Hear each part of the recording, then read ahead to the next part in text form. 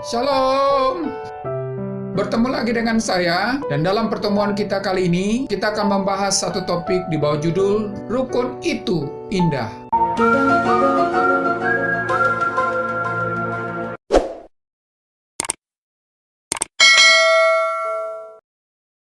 Saudara, manusia diciptakan sebagai makhluk sosial. Itulah sebabnya manusia dihadirkan Allah dalam sebuah komunitas. Allah menginginkan bukan hanya memberkati orang per orang, tetapi Dia ingin memberkati orang dalam sebuah komunitas. Dan berkat pada komunitas itu akan sangat ditentukan oleh orang per orang yang ada di dalam komunitas itu. Saudara, bagaimanakah caranya agar komunitas itu diberkati oleh Tuhan? Yang pertama adalah hidup rukun. Dalam Mazmur pasal 133 ayat 1 berkata, "Sungguh alangkah baiknya dan indahnya apabila saudara-saudara diam bersama dengan rukun." Saudara, kata sungguh bisa juga diartikan lihat atau perhatikan, atau bisa juga diartikan dengan memang. Hal ini menunjukkan bahwa itulah yang sebenarnya atau seharusnya terjadi. Apakah itu? Hidup rukun. Saudara, memang kadang-kadang ada kalanya untuk menjaga kerukunan, orang memilih hidup terpisah dan jauh satu sama lain. Itu memang dapat mencegah permusuhan dan pertengkaran. Hal itulah yang diupayakan oleh Abram dengan Lot keponakannya, seperti yang terlihat dalam Kejadian 13 ayat yang ke-8. Tetapi, sungguh, katanya dalam ayat di atas, itu menunjukkan bahwa yang lebih indah itu adalah diam dalam persekutuan, bahkan diam sebagai satu kesatuan. Saudara, kata diam bisa diartikan dengan duduk atau bersatu, dan kata bersama atau tetap artinya adalah berdiam dengan atau tinggal. Kata rukun diambil dari kata yakat, yang artinya bersatu atau bersama-sama. Jadi, rukun itu adalah duduk atau bersekutu bersama-sama dalam sebuah kesatuan. Memang, masing-masing anggota dalam satu komunitas itu berbeda-beda.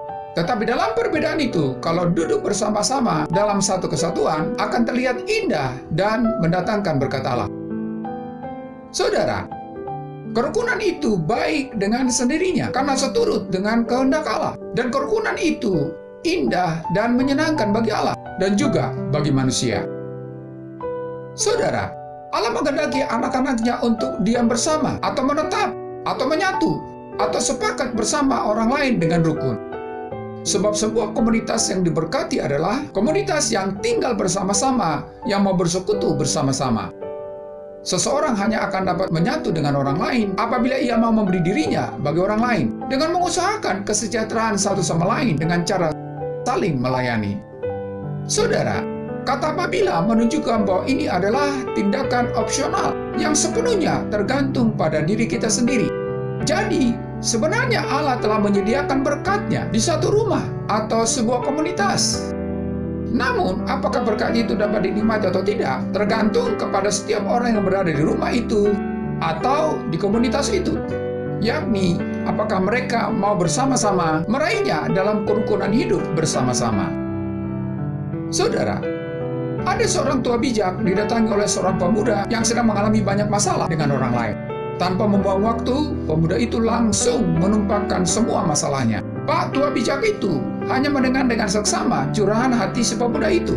Setelah si pemuda itu selesai menceritakan kepedihannya, si Pak tua bijak itu pun mengambil segenggam serbuk pahit dan meminta anak muda itu untuk mengambil segelas air. Kemudian si Pak tua bijak itu menaburkan serbuk pahit itu ke dalam gelas dan mengaduknya secara perlahan. Kemudian si Pak tua bijak itu pun berkata, "Anak muda, coba minum ini dan katakan kepada saya bagaimana rasanya." Ketika si pemuda itu meminum air yang ada dalam gelas itu, dia pun berteriak sambil berkata, "Pahit sekali." Melihat reaksi si pemuda itu, Pak tua bijak itu pun tersenyum. Kemudian Pak tua itu mengajak si pemuda itu untuk berjalan ke tepi danau di belakang rumahnya. Sesampai di sana, Pak tua itu pun kembali menaburkan segenggam serbuk pahit ke danau itu. Dan dengan sepotong kayu, ia mengaduknya. Kemudian si Pak tua bijak berkata, "Coba ambil air dari danau itu dan minumlah." Saat si pemuda itu meneguk air itu, si Pak tua bertanya lagi, "Bagaimana rasanya?" Dengan wajah berseri, si pemuda itu pun berkata, "Rasanya segar sekali." "Apakah kamu merasakan pahit di dalam air itu?" tanya Pak tua itu menimpali. "Tidak," sahut si pemuda itu. Pak tua itu pun tertawa sambil berkata, "Anak muda, dengarkan baik-baik. Pahitnya kehidupan sama seperti segenggam serbuk pahit ini. Tidak lebih dan tidak kurang. Jumlah dan rasa pahitnya pun sama, dan memang akan tetap sama. Tetapi ingat, kepahitan yang kita rasakan sangat tergantung dari wadah yang kita miliki. Saat kita dihampiri kepahitan, hanya ada satu yang kita bisa lakukan. Luaskan dan perbesar kapasitas hatimu untuk menampung setiap kepahitan itu. Hati kita adalah wadah itu. Jangan jadikan hati kita seperti gelas, tetapi buatlah hati kita seperti danau yang besar, yang mampu menampung setiap kepahitan itu, dan merubahnya menjadi kesegaran dan kedamaian. Saudara, ingatlah, apapun masalah yang akan terjadi dalam hidup Anda dengan orang lain, itu hanya segenggam serbuk pahit yang mencoba masuk ke dalam hati Anda. Kalau Anda tidak mau dikuasai oleh kepahitan karena masalah itu, maka perluaslah ruang dan kapasitas hati Anda seperti danau yang besar, sehingga ketika Anda dilukai, maka Anda tidak akan dikuasai oleh sakit hati. Ketika Anda dihianati, maka Anda tidak akan dendam. Dengan demikian, Anda tetap bisa rukun dengan orang lain, tidak peduli apapun masalah yang terjadi di antara Anda dengan mereka. Yang kedua adalah hidup yang bermanfaat satu dengan yang lain. Dalam Mazmur pasal 133 ayat 2 berkata, "Seperti minyak yang baik di atas kepala, meleleh ke janggut, yang meleleh ke janggut Harun dan ke leher jubahnya." Saudara, di sini kerukunan itu digambarkan dengan minyak yang baik, yang dipakai pada saat pengurapan Imam Besar Harun. Minyak yang dipakai dalam pengurapan imam besar adalah minyak dengan wewangian yang kuat dan menebarkan aromanya untuk menyukakan semua orang yang ada di sekeliling. Saudara, seperti minyak yang harum, kerukunan dan kesatuan itu akan mengharumkan dan memberikan kesegaran di tengah teriknya kehidupan.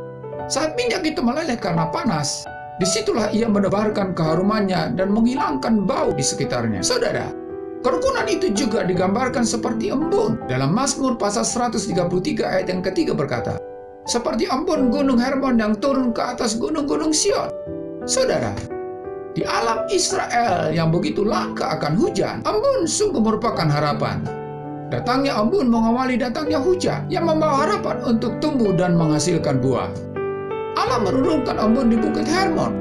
Namun tidak pernah embun itu tetap tinggal di atas. Embun itu harus turun mengalir ke lereng-lereng di bawahnya.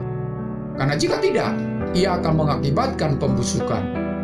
Saudara, kerukunan dalam sebuah komunitas akan membuat orang-orang yang ada dalam komunitas itu menyadari apapun yang dimiliki bukan dimiliki untuk diri sendiri, tetapi sesuatu yang harus dialirkan dan menjadi berkat bagi komunitas. Saudara, kalau kedua gambaran ini terjadi dalam komunitas kita, maka Allah berjanji bahwa Dia akan memerintahkan berkat-Nya bagi komunitas itu. Dalam Mazmur pasal 133 ayat yang ketiga B berkata, "Sebab kesanalah Tuhan memerintahkan berkat, kehidupan untuk selama-lamanya."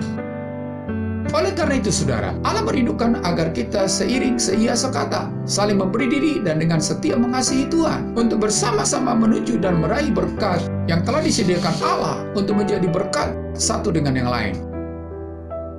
Sampai di sini perjumpaan kita kali ini, dan kita akan lanjutkan di lain kesempatan. Terima kasih, dan Shalom.